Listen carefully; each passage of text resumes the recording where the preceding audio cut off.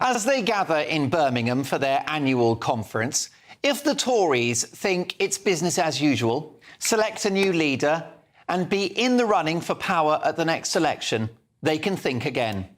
This once great party, which gave us Winston Churchill, who defeated Hitler and saved the free world, and Margaret Thatcher, who liberated the working class and turned Britain into a global military, diplomatic and economic superpower, well, that same party is now in a death spiral. But speak to any corduroy-clad Conservative today over a large gin and tonic, and they'll bore you to tears about how the Tory party is the most successful political movement in the history of modern democracy. Well, they were, but not anymore. That was then, and this is now. Margaret Thatcher would be spinning in her grave if she saw what her party had become. Do you think she would have signed up to legal net migration of 250,000 people a year? Do you think she would have signed up for the highest tax burden since the war? Would Margaret Thatcher have inflicted those illiberal, authoritarian and ruinous lockdowns on the country, which even Boris Johnson, in his bombshell new book, has admitted didn't work? Do me a favour. Would Margaret Thatcher have tolerated the left-wing ideological capture of our public institutions, all of which happened on the watch of the Conservatives, with kids having their private parts chopped off in the name of inclusion, schools and universities teaching our children that this country is shameful, and the words mother or woman removed from NHS literature about the menopause or pregnancy? She might have had a pair of balls, but Margaret Thatcher would have killed this trans madness stone dead.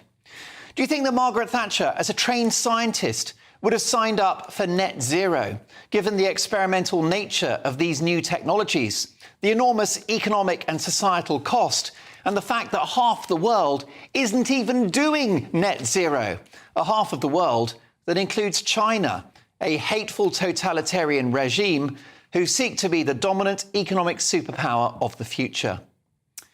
Now, the Conservative Party is an iconic institution and has done infinitely more good than bad. And it may do so again. I hope it does.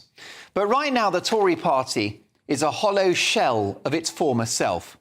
I've got to tell you, at this stage, for the Conservatives, it is now damage limitation. Because the Reform UK genie is out of the bottle and it's not going back in. Whilst Labour, for all of their problems, are predominantly the main party of the left in this country, the Tories must now share votes on the right with one Nigel Paul Farage. They've done this to themselves, of course, over 14 long years of broken promises, squandered opportunities and a noticeable and inexplicable shift to the left. The Tory party is now the party of centrist dads, Blairites and glorified Liberal Democrats. Their legacy in power: a bloated welfare bill, a profligate but ever-worsening health service, a worklessness crisis, low growth, low productivity, cheap foreign labour, overflowing prisons, lawlessness on the streets, the boats, no houses. It's a shambles. It tells you everything you need to know that the truly abysmal Theresa May began Britain's reckless adventure with net zero, even though her then Chancellor Philip Hammond warned her that it would cost at least £1 trillion. This is the same Theresa May who recently declared that she's proudly woke. Well, this complacent party needs to wake up. The first step is to elect a leader who is a true Conservative, who will police the borders, reduce legal immigration, and get legal immigration to a level that serves the economy but doesn't destroy society. A leader who accelerates Rishi Sunak's sensible move away from the worst excesses of net zero. A leader who gets taxes down, supports businesses and grows the economy. And the new leader is going to have to build a relationship and form a soft political coalition with Nigel Farage and Reform UK. Because the Tories are now like an ailing business that will only survive with a merger. Why? Well, because the maths just don't add up. With Reform's 4.1 million votes at the last election, which I promise you will grow, the Conservatives have no hope of forming an overall majority without Reform's support. A sobering thought as the Tories fill the bars and nightclubs of Birmingham this evening. I've got no doubt that Margaret Thatcher will be celebrated at party conference this year, as she is every year, and rightly so. But would a young Margaret Thatcher now join this current Conservative Party? It's my honest view that the Iron Lady would probably be a Reform UK supporter. She would probably vote for Reform, she would probably campaign for them, and she would likely seek to serve them as leader if she were around today. And that is truly damning. Love them or hate them, Reform UK are looking like the real Conservatives now. It may be their party conference this week, but the party's over for the Tories. Conference. Are the Tories in denial about the threat of Nigel Farage and indeed Reform UK?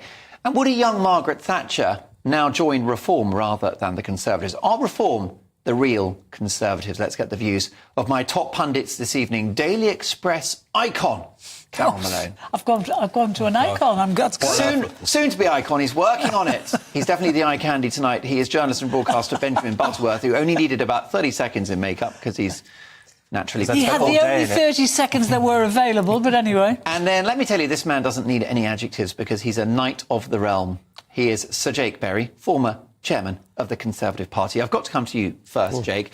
Is your party in denial about the threat of Nigel Farage and the small matter of 4.1 million votes in July? So I thought the really interesting thing about the Vox Pops that we just saw from the amazing GB News Party, and it would reflect my experience of being in Birmingham the last few days, is I do think there is a bit of a problem that the Conservatives have come together feeling good because Keir Starmer is doing badly. That is not the same thing as us doing well. And I think that's a bit of an issue, but we can't solve that issue until we have a new leader to unite behind. And picking up on something Carol said right at the top of the show about this should be a conference to end all conferences. We have all sorts of announcements. You simply cannot have those without a new leader in place. So query the logic of dragging the leadership election out more, longer than all the episodes of The Last of the Summer Wine put together, dragging the leadership election out till the day before the American presidential election. That probably wasn't the smartest thing to do. But we are where we are, and so we are having a good debate about who should be leader, but there are no policies, there's no announcements, there's no direction, there's no one to follow, and I don't think that's a good spot to find yourself in. You're the former party chairman. Would you have moved the date forward? I mean, there was speculation in the Mail this weekend that it could happen in the last week of October. Is that going to happen? Would you have pushed for that? Well, I'm pretty sure it won't happen. It strikes me as something absolutely should happen, but I'm fairly sure it won't. Look, I'm out, so I've got no influence on it. But it seems to me bizarre that Rishi Sunak is going to respond to the budget and then, I guess, no longer be on the front bench just a matter of days later. It would be an amazing opportunity for whoever he or she may be, the new leader of the Conservative Party, to get there in front of Keir Starmer and give him a really difficult time over what's clearly going to be a very difficult budget for everyone in the country, not least the Labour Party. Benjamin, you're on the left, but as an observer, do you identify Reform UK as the true Conservatives now? Well, I think the Conservatives have spent all summer, if anyone's been paying attention, and I'm not sure they have, but they keep talking about immigration. And actually, I'll compliment Sir Jake with saying this in an ad break. But if they're saying that you need someone that's going to be tough on immigration, well, then that's going to send people over to Reform rather than to the Conservatives. And I think that they're then trying to be a right-wing party rather than a centre-right party, which is the only position they've ever won from. However, I think, Reform doesn't have the organisation still. I'm not convinced it has the discipline. But if you look at those red wall seats, about 80 of them, they came second to Labour. So I think what you're seeing, and Sir John Curtis said this over the weekend, is that the death of the two-party system is what the last election revealed. And I think it makes it a really complicated job for whoever's going to be Tory leader. Now, I would disagree with what's just been said, because I actually think they should have a long leadership election as they are, because look, it doesn't matter what political points you score at this point in a 5-year parliament. It's frankly irrelevant. It's not going to change the result at the next general election. What might change it is if they have a serious conversation about what the Tory party means. But they haven't had that. Labour are lucky. They don't have the equivalent of Reform biting at their ankles, do they? Do you think the Tories are in denial?